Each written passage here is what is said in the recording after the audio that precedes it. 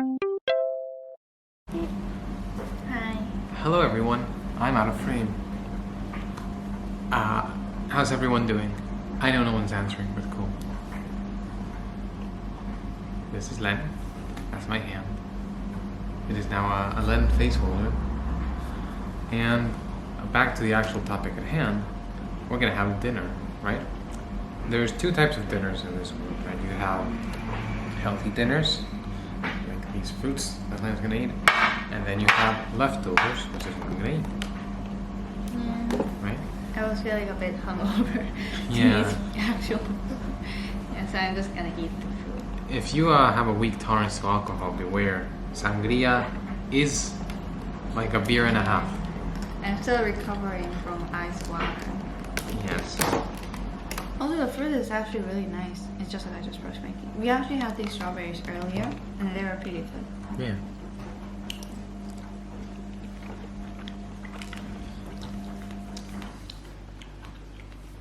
And then 250 grams of strawberries and 250 grams of cherries, all put together was like 3 point something euros.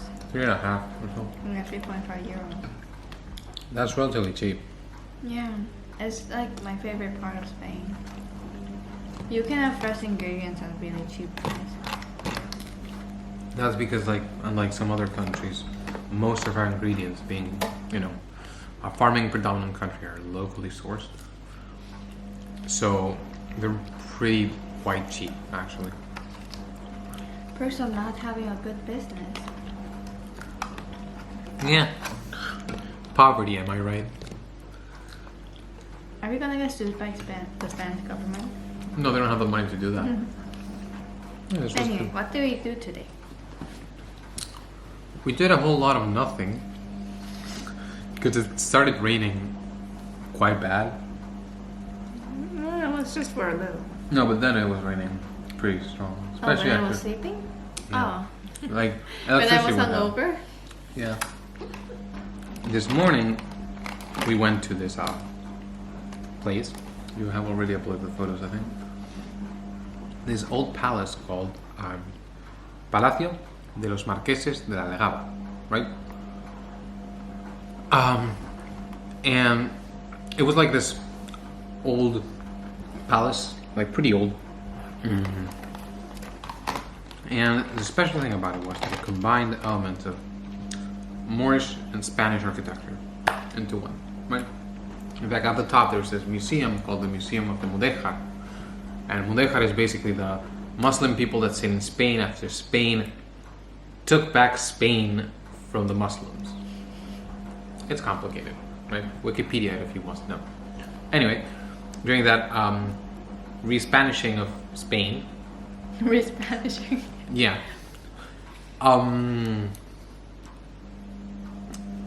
Some Muslims stayed behind because, you know, they had been living in Spain for 800 years, so they don't want to like move from home, right? They stayed behind, and then kind of like their culture blended with ours until we kicked them out for having another religion. Yay, Spain! Spain though. Yeah, Spain was terrible back in the day. We would be terrible now, but we don't have the money. Yeah. Yeah. Exactly. So, yay poverty. Woot woot. Yeah. Anyway, that palace is really nice. It basically had like an old south of Spain kind of shape, you know? A really like central yard with lots of amazing flowers. A fountain, which back in the days, a fountain represents wealth. You had water. Yeah. You had the source of all life, right? Not like those dirty peasants. Anyway, especially for Muslims, not for us like Spaniards, you know, the typical things were wealth for us, right? Money, slavery, that kind of stuff. For Muslims, it was water, and they usually have like really long, complex tunnels with water going everywhere, right? So I had this really nice fountain. I think there's some pictures you can see. Yeah, and we took really nice picture. especially for me. Yeah. You know, I think it's one of the best pictures of my whole life. Both my mom and dad liked it very much, and my friends. And I think Koreans are going to like that place a lot because Koreans really, really like taking nice pictures. That's like one of the essential parts of traveling for us. And it wasn't that big of a tourist spot, so there weren't a lot of people. We were like the only people that was in the museum when we were in the museum. Yeah. Yeah, we just saw like 10 max people. And I think While we were during our whole time in the place, we just saw like about 10 people. And I think most of them were actually people who work there. Mm. So that's a great tourist spot. I really recommend you see the pictures she took. They're Yeah, and so like gorgeous. because there are so little people, you can just take a picture alone. Anywhere. And it's so great.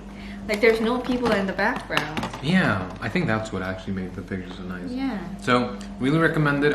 We actually bought some pastry thingies, right? Oh yeah. I had an apple pie about this big, and then it was 1.5 euros. Like what? Yeah, pastries are cheap in Spain, you know. That's pretty good. I had this thing called palmera, which is like it was like a heart shape. It was a bit too sweet. Like both of them were a bit too sweet for me. Yeah, But then I'm guessing, that's how we do. yeah. You're am I right? Mm. It's so nice. Lots of Spanish food will have sauce, and always have bread on hand to dip bread. I think we've talked about bread more than we've talked about chanyu, Yeah. and it's for a reason. Bread is the main like food in Spain. Just use bread with everything. If you don't know you should use bread with it, assume that it's a yes, except for water. Right? You know, you got some leftover oil. You can soak it up with the bread. You got some leftover sauce and bread. There's a bit of food on the plate that you're having trouble scooping up into a fork. Get some bread. If you have some leftover bread. You gotta add some bread to it. Just remember that bread is like so important that people, what they used to do with like the leftover breadcrumbs from various foods is that they would get their breadcrumbs, like or like old bread, they would just chunk the bread up, fry it, and that's a food called migas. It's just fried bread. Nothing else. Actually, oil to fry the bread with. Bread in Spain is like bread in rice in Korea. Like every restaurant, every Korean restaurant, no matter what dish they have rice as a side dish. So that like whatever people order, they just order rice with it. Yeah, here in Spain, unless it's like a cheap restaurant, you will usually get complimentary bread, right? And bread is super, like everything is super cheap. Everything that's not cooked a lot. Is really cheap. Yeah. This thing, 60 cents. And it was this big. Like I already chopped a chunk out of it. 60. That's the thing though. That's why you have to decrease industrialized farming. Yeah. It's so bad for everyone. Literally. It only helps like the big businesses. It doesn't help anyone else. Just the business owners. Big beef farmer. Yeah. Only big businesses will benefit from it, right? It is good for the economy, but then it's just good for the country, the whole country to have more money, but its individual people benefit very little. I mean, they even get disadvantaged from it, I would even say. Because now you can't buy food anymore. Yeah. Here in Spain, there's like a concept that kind of solves this. And it's that lots of foods are packaged by things called cooperativas, right? Eh? So cooperativas, which kind of translates to cooperatives, right? Are businesses that will buy local farmer stuff and they will package it or process it. That way you have local farmers who can sell their stuff, or if they have a surplus, give it to this other company that they will sell themselves. but they're not hired by the company. They have a humongous farm. It's always the local farmers giving to them. That oil we have over there comes from a cooperativa. So it's technically a big brand, but that oil comes from a local farm. That's only possible when people own the land, Exactly. not corporations. In Spain, as you've seen, there's a lot of land, and it's mostly owned by individuals. I feel like that's a problem of a lot of countries these days, that a lot of assets in the country are not owned by the people, but rather businesses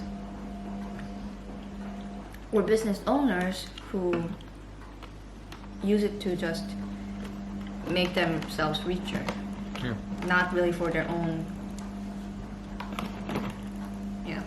use. that's true. I guess you're the econ expert here. I just know about food. In fact, my grandpa has his own plot of land, and he Oh my plants his god, stuff. you're such a A family man. yeah. No, you're such an individual.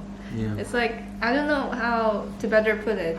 In Korea and Singapore, we don't have those kind of stuff. We're not individual. We're part of a country or part of a business, or we have this. We're part of an organization, and we have this idea engraved in our heads that we're a part of an organization. Yeah, it's been engraved in us since we were very young, like in school. This one. Sure. And then, yeah, it's kind of weird seeing it because you're such a, you don't think of yourself as a part of anything. Hmm. It's really interesting because your family is like self-sustaining, Kind of, yeah. I'm not saying that it's bad because like having that kind of structure of society about individuals being a part of an organization really helped both of us, Korea and Singapore, boost the economy, and hence we're kind of rich. I wouldn't say we're totally rich, but You have a strong economy. and we have a lot of infrastructure in the country. Yeah. Yeah, and then it's good. It is good, but then it is. I don't know. I personally feel like it's bad for Culture. mentality. Or mentality? Yeah, for citizens, because a lot of people kind of struggle about not being accepted in the organization or society. Right. Oh, okay. And then hence it was good also because that's what helped us fight COVID. Everyone wore masks because they didn't want to be kicked out of the organization. But then here it's like, who cares if I don't wear a mask? Like, Hey, I don't need hey. to go to shops. I don't need to, get I don't hired. care. Yeah. That's how. I'm not even gonna get hired. Ha ha. Jokes on you. No. Yeah, I feel like in Spain we're very individual. I guess that's why Europe, in general, and particularly Spain, is such an attractive place for students, right? You can be someone very different to anyone else, right? The concept of these huge offices with people dressed the same isn't really a thing in Spain because we don't have huge offices. We're poor. But apart from that, like you said, we don't feel like we're part of a bigger, hive mind almost, right? Like in my case, I'm me, with like my little grandpa's farm, my little town, my little thing here, boop, boop, boop, boop, boop, right? So yeah, that is a very fair point. And I guess that's why, Spain isn't as industrialized, isn't as economically advanced, right? I mean, we're okay, but, But I think it kind of depends. I think some people would like to have that kind of being a part of a bigger initiative and those kind of lifestyle. I feel like you're a part of your country. I guess, in a sense, those kind of people in more individualized countries, those kind of people join the government or the army or things like that.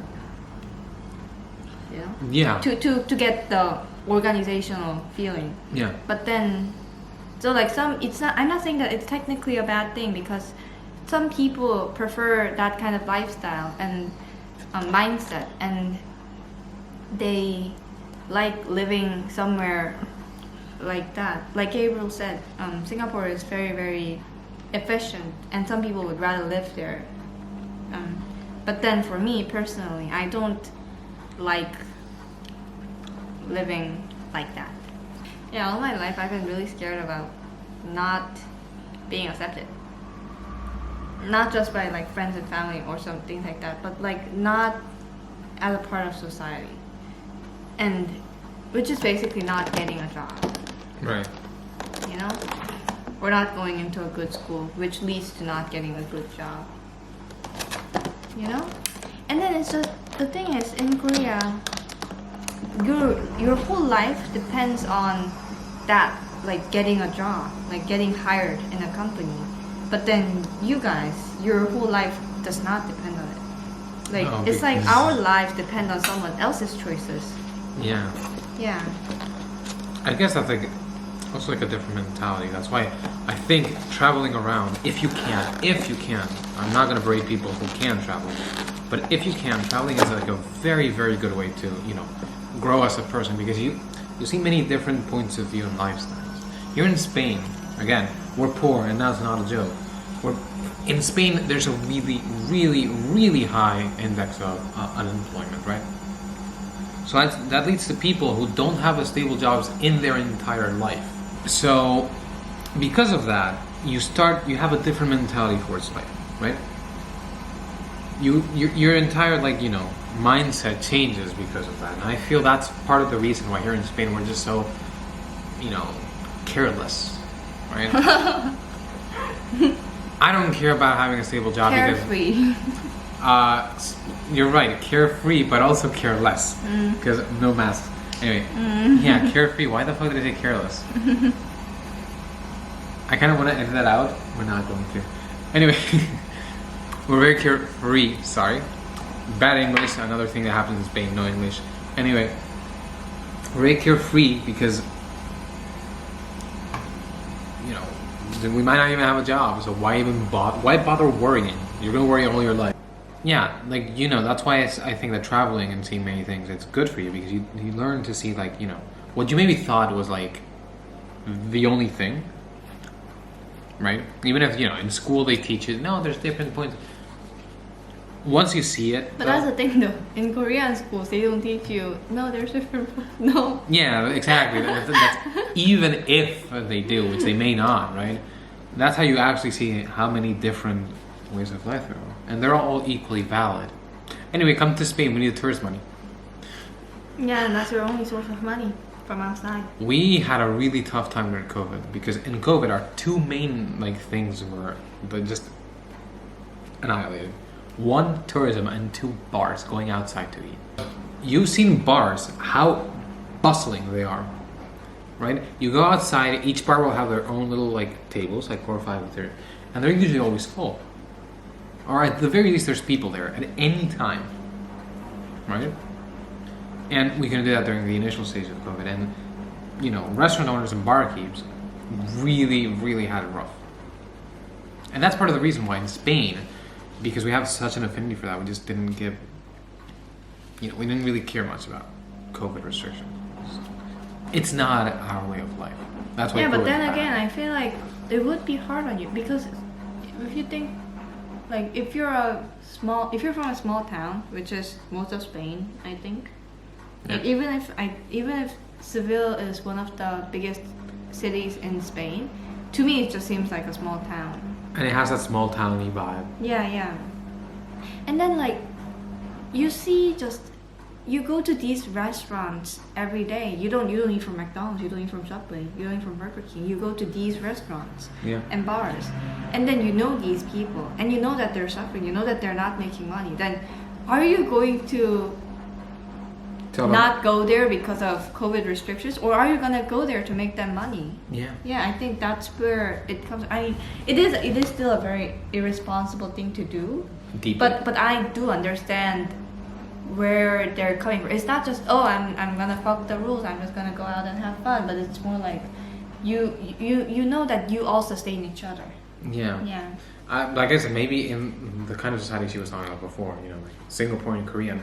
It's an ugly cherry. Yeah, it's like a cut and it got dry. I'll eat it. It's yours. Maybe in those kinds of societies, I got the bad cherry. You see, ugly cherry. I'll eat that. It's okay. These things happen, you know. Maybe in the kinds of society she was talking about, it's really easy to stay inside, do all the things. But here, it's our way of life. You do that, you're killing us. We're like fuck corporations. I'm not eating outside. Yeah. I'm making my own food. You know. Yeah. But not letting Spanish people go outside and have their coffee at 10 a.m. in a bar and then going out of work at 2 and eating again in that same bar, you're killing most people in Spain. Right? Yeah. And also, another thing, all these bars mean that fast food chains are not as common. Spain is very, by nature, not because of, you know, the 21st century's push towards a greener earth, right? Push. No, we just do everything locally because we have all these wonderful bars that are cheaper and more friendly than your McDonald's. And more delicious, I guess. And yeah, definitely. I mean, for me, it's too salty, but. For us, it's Mamma mia. It's more Mamma Mia than McDonald's, which is okay, but this is a special thing. And every different bar you go to and get a different tapa, it tastes a bit different. It's very individual, you know, not just the same McDonald's everywhere you go. I mean, it's not the same. But City people would know. You know, you sometimes find your soulmate McDonald's that makes the best food. You know the difference. yeah, okay, I know that. But you know what I mean, right? Technically, it's the same ingredients. We're same two everything. very different people. We are. But here, you know, you'll go to this bar and then you have this dude who adds too much oil. You go to this other place and this dude adds just the right amount of salt. But oh boy, his food is always a bit too burnt, right? You have this dude who is so stingy with his bread, but boy does he make a mean sausage. You know, oh thank you for the necro. Then you go to this link, who is an absolute cutie and a darling. Right, we're not kissing on camera because that might be illegal in Singapore. Also, your bread smells. But it smells of this food, right? Yeah. Which is still a strong smell. Yeah. Sorry, hungover, Len. Yeah. I guess this is why people like Europe. We're poorer, but we're happier, I guess. Me personally, coming from a small town, I guess I have the grass is greener on the other side mentality. I actually like big cities. New York, concrete jungle where things are made of. There's nothing you can't do. YouTube, please don't demonetize the video like you've already done. Yeah. With one of our videos. Yeah. Like what the hell? It only had 40 views. Yeah.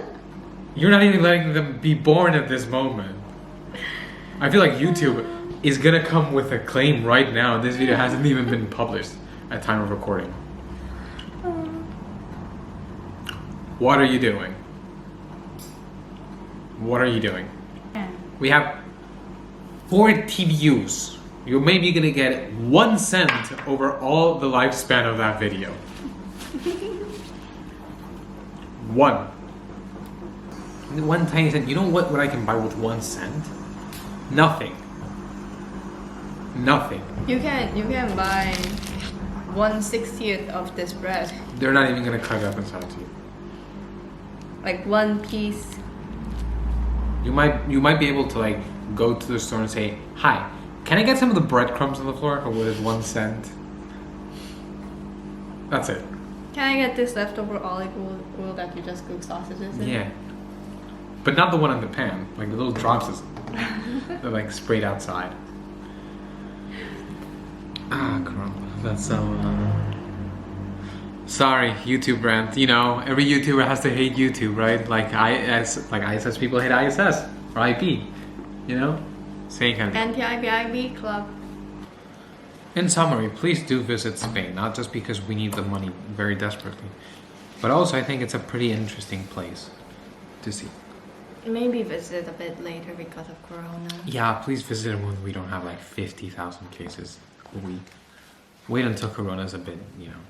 The only reason like why she's here is because we're intent on avoiding crowds, right? Throughout we've been here for like 6 days. Yeah. Yeah, and then we only ate outside once, which was when we met Gabriel. Yeah, that's it. Yeah, we always order in or take away. So like we never take our masks off outside in public. Yeah, that's basically like the only reason why he's here, because I'm trying to like we're trying to like take as much care as possible. But if you can, when COVID is a bit more controlled, everyone's vaccinated, all that stuff, please do come to Spain. It's a really lovely place, right? It is. But then the thing is, Learn a bit of Spanish. like I said, yeah, and also Asian people get a lot of racism. Yeah. Yeah, I hear so many. I mean, Spain is a lot better than other parts of Europe, though. I hear so many stories where this is like the typical story of racism. You go to a restaurant, you sit there, and then you just wait, but they just don't take your order. You call them, they just don't come. Yeah. Yeah. That's horrible. Yeah. That's just horrible. Yeah, and like there are so many vlogs on YouTube, like showing this too. Yeah. I mean, I know a lot of people would get offended, but I actually would love if there was an app called like Racist Watch, where you could just put the restaurants that are like racist, just give them a racist vote, and then so people can know to watch out. Yeah. Cause like, what the hell? They're paying customers. They're gonna give you money. They're probably gonna give you more money than any of the other people in the restaurant, because they come for tourism. They're not just gonna eat one tapa and go away. Like everyone knows that if your place has a lot of tourists, you're gonna be rich, because you can even just like raise the prices just because of that. Don't be racist, kids. It doesn't help ever. You want big money? You gotta sell to everyone. You gotta treat them with the kindness and respect that you would treat a puppy. Yeah, and also especially like just I don't think anyone is gonna watch this. Just like, but please don't be racist to Asian people. Not just because it's wrong, but because Asian people have a very, very tightly connected online community. So like, if one Asian goes to your restaurant and writes a good review about it, like every other Asian is gonna go to that restaurant. And just consider that, like, I don't know, how many Asians are there in Asia? More than Europeans in Europe, right? Yeah, because China and India, and the rest of the other countries, if you add them together, I don't know.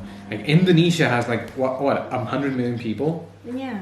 Korea has like 50 million people. No, we are very. We're not compared. We're not with the big names, but. No, but you still have 50 million people. That's more than the entirety of Spain, right? You have I think Japan. it's 70. Yeah, we have 70 million. Yeah, Japan has. Yeah. So I don't know. You're probably messing with like a third of the world's population at the bare minimum. If you want to include Russians as Asians, then sure. Nah. Nah. Yeah. Russians are pretty, even though their country extends all over Asia, they're pretty much Europeans. Yeah, I don't think Russians want to be considered as Asians. No.